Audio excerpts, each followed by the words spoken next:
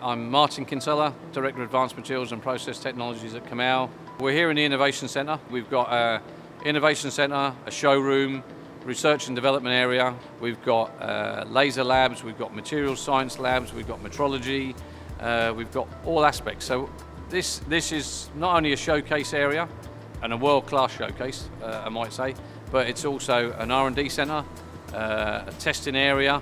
We've got training going on, we've got, let's say, development work going on, but we're also doing now in terms of our 360 process. So we can look at a process, we can develop that process, understand how it's going to operate, and then through our materials labs, etc., we can then section, polish, understand exactly what's taken place with that process. The industry are investing heavily in terms of new materials because what was available a number of years ago won't meet the targets. Okay, so they're having to reduce the weight dramatically. Let's say a 10% weight reduction in the vehicle mass gives approximately a 3 or 4% improvement in fuel economy. So therefore you can see that the quick wins in terms of the let's say the technology and the new materials, the OEMs are driving towards that. So it's a very interesting market at the moment because the OEMs are looking at all their aspects of the product. So not only what we call the body in white, which is the frame of the vehicle, but also in terms of engine technology, drivetrain technology, even down to wheel and tyre technology. So technology in terms of roll and resistance and aerodynamics is playing a part in that target to meet the 54.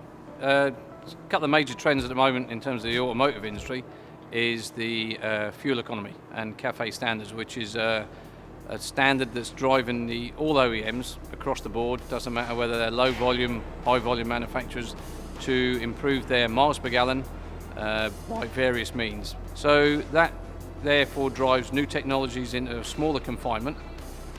How those technologies work together is a key process. So could one impact the other? We need to understand and allow for that. We also then need to understand in terms of the maintenance and the throughput, how they affect each other and how we can then design a system to cater for that. We look at what we call, let's say, the manufacturability of the process. So can the different materials go together? What's going to join those different materials? Can the different joints and their configuration, do they assemble?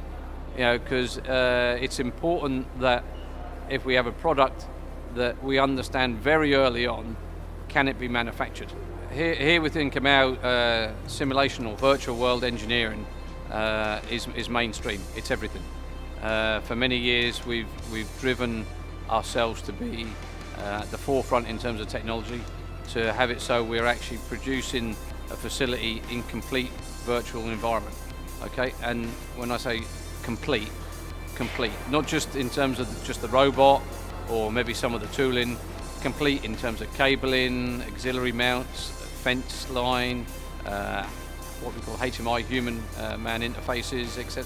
Every part of the process, because unless you have everything in the process, the parts you don't have are normally the parts that are going to cause you the problem. So simulation and digital and virtual world are key components. The industry now has got a target that's not going to change. That's one thing that's not going to change.